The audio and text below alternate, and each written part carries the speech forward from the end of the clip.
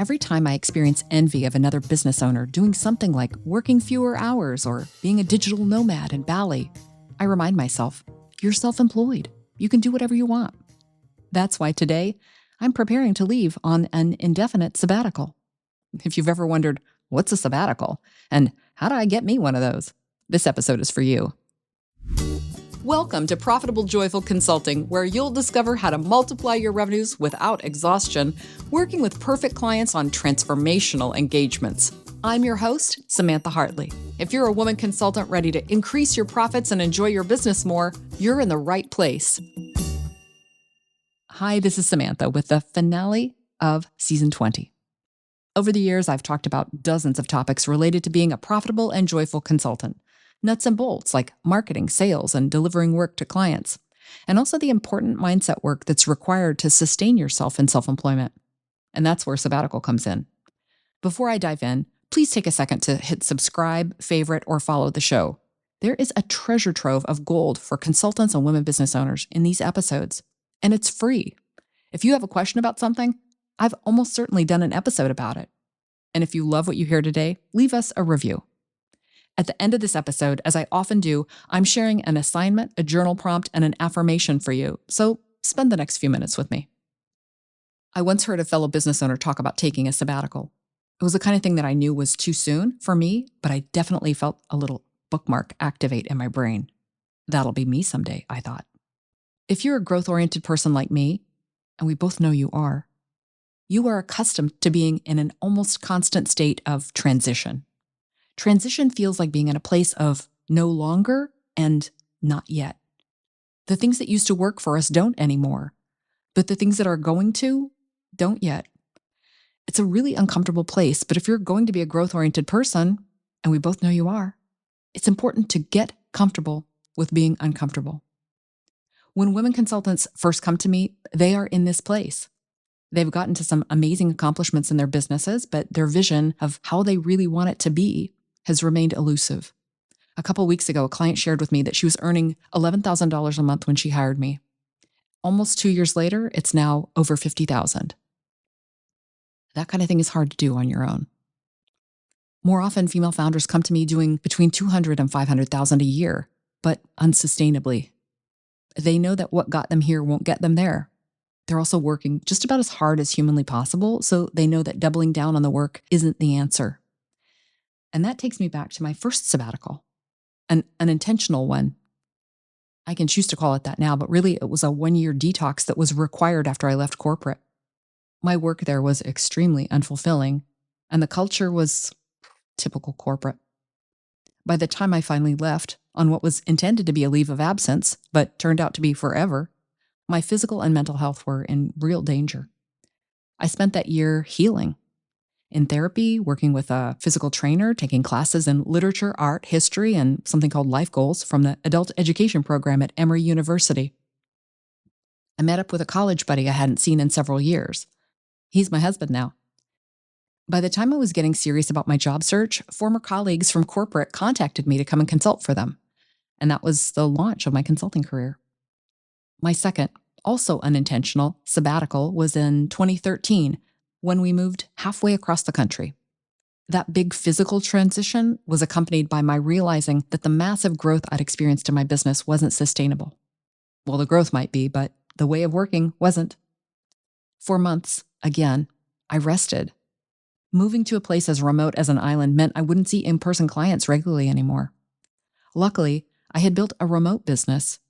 So what changed was transitioning those who'd stayed with me to remote only. That one change meant I had no negative financial impacts from the pandemic on my business. So if those were unintentional sabbaticals, what's an intentional one? Literally, a sabbatical is a rest or break from work. You can hear the word Sabbath or Shabbat in it. And we associate the Sabbath with the idea of resting every seventh day. But it's also related to Shemitah, the idea of leaving fields fallow every 7 years so the soil can rest and renew. In past episodes, I've talked about allowing yourself fallow time during the year, often during the winter months. While others are jumping up and raring to go on January 1st, I usually find myself taking it easy until the start of spring in March. I'll talk more about that in a minute. To be all you can be as a consultant, business owner, and growth-oriented person, it's important to know how you function best and provide yourself with everything you need, recognizing when you work best, how much rest you need, giving your inner child the tools to be creative and to flourish, protecting yourself from energy vampires, and ensuring that clients, team members, and colleagues align as perfect fits for your gifts and growth. Earlier this year, I heard the call to take a sabbatical. For a change, a huge change, I'm not burned out. Instead, the next iteration of my work and life is coming through to me in divine downloads, but I can't hear what it is with all the activity around me. So I'm taking a hiatus from everything except my one-on-one clients. While I would love to tell you, and I would love to know, what the ultimate future is, that's not how the universe works. We are on a need-to-know basis from the universe, I was once told in a download. Our job is to know our next step and take it. I don't know how long the sabbatical will last, so I'm calling it indefinite. This is a creative sabbatical for me, which is also necessarily about spiritual connection. I don't have a specific project to pursue during this time, like writing a book, which many people do while on sabbatical. What I'm clear I'll be doing is two things: immersing myself in creativity and nothing. As an Enneagram 3 and a modern woman in the West, slowing down and doing nothing is actually much harder than getting 20 things done during the day. Nowadays, business owners are also marketers, and marketers are necessarily content creators. Everything in our businesses and much of what happens in our lives ends up being content for consumption by our target audiences. It's important for our health and well-being to have parts of our lives that are for ourselves only. Creative output made for its own sake and not for any audiences. I'm deeply aware of the privilege that allows me to take an indefinite sabbatical. I recognize both the decades of hard work I've invested in building a sustainable business and the advantages of race, class, and societal structures that have supported this path.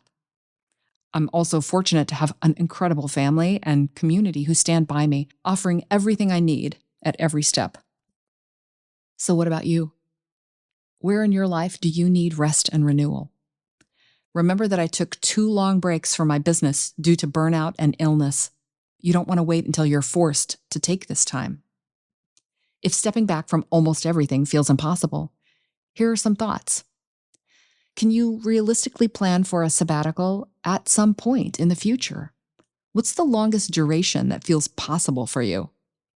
It can be difficult to spontaneously take time away, but page through your calendar and see if there isn't an unbooked week, maybe 6 months from now, that you can plan for yourself and look forward to. Are you honoring the concept of a Sabbath in your own business? Do you make sure to rest, completely rest, at least once a week? How about an unplugged day? Writer Elizabeth Gilbert mentioned recently on a podcast that she does phone-free Thursdays, which I'm going to try out. And lastly, do you make time for rest and renewal within each workday? Time to step outside, a few minutes for meditation, prayer, or journaling. Schedule yourself as you would an employee you value and care about. She doesn't thrive when she's overscheduled. Back-to-back meetings drain her life force. Help her to rest and renew each day, week, and month. So here's your assignment. Look at your calendar for the next year. Find a time period that could be a candidate for your personal sabbatical. Again, make it far enough in the future that you can prepare your business, your family, and yourself to take it. And consider adding weekly and daily breaks too. A journal prompt. Think about the last time you returned to work truly refreshed and excited. What made that feeling possible? And finally, an affirmation. Sometimes the most productive thing I can do is rest. Sometimes the most productive thing I can do is rest. Thank you, lovely listener, for your attention. The best way to stay in touch with me during my sabbatical and after is through my newsletter. You can get it when you sign up for free tools to grow your consulting business, like the self-assessment, the 10 drivers of consulting business success. Visit SamanthaHartley.com/super. If you've enjoyed this show today, please hit the button in your app and share us with a smart, cool colleague. And with that, I am wishing you a profitable and joyful consulting business. Thanks for listening. As a thank you for being part of my community, I'm sharing free exclusive resources to help expand your consulting business. Head to samanthahartley.com/super to access bonus content and tools from the show. For a complete transcript of this episode and all Profitable Joyful Consulting episodes, visit samanthahartley.com. I have a confession to make. I hate shopping, but I love the way I feel in beautiful clothes.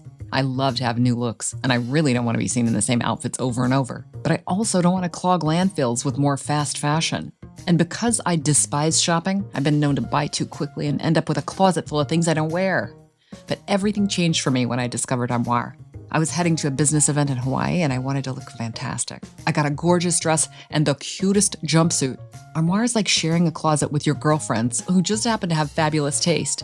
Once a month, I choose stunning new selections, and a few days later, a package arrives at my door. New clothes, no shopping. Different looks, no waste. I've rented over $60,000 of designer clothes for just $119 a month, and I'm constantly asked, where did you get that? From Armoire. Try it for yourself. Use my code to get 50% off your first month and 2 free bonus items at samanthahartley.com/armoire.